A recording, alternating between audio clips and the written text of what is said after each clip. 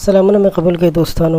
بدکاره ښځه به په کور کې دا 3 کارونه خامخا کوي. هغه په دې کارونو سره ډېر په اسانه پیژندلی شئ. دغه 3 کارونه کوم دي؟ که تاسو ځان خبرول غواړئ نو موږ سره د ویډیو تر اخره پاتې شئ.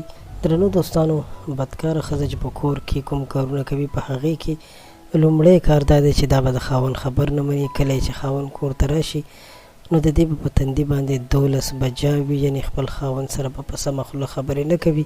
او کله چې خاوند د کور وځي نو دا به خوشحالیږي، د دې به تندی هم پراخه کیږي او د دې به بیا طبیعت هم ساز وي. ځکه چې د داسې ښځو په باره کې ویل کېږي چې دوی اکثر پردو سړو سره په موبایل باندې خبرې کوي، نو چې کله د دوی خاوند په کور کې وي نو دوی په دغه دوران کې چا سره خبرې نشي کولی.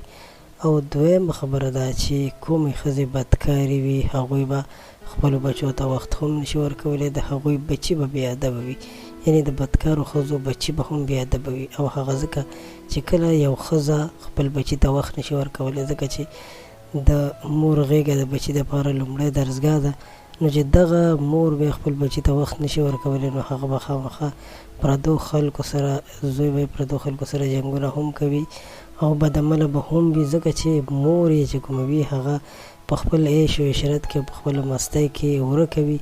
نو پکار ده چې د داسې ښځو نه هم ځان وساتل شي او ښځو ته پکار ده چې خپلو بچو ته صحیح پرورش ورکړي او هغوی صحیح پوه کړي، د زندګۍ په طریقه کار باندې صحیح پوه کړي.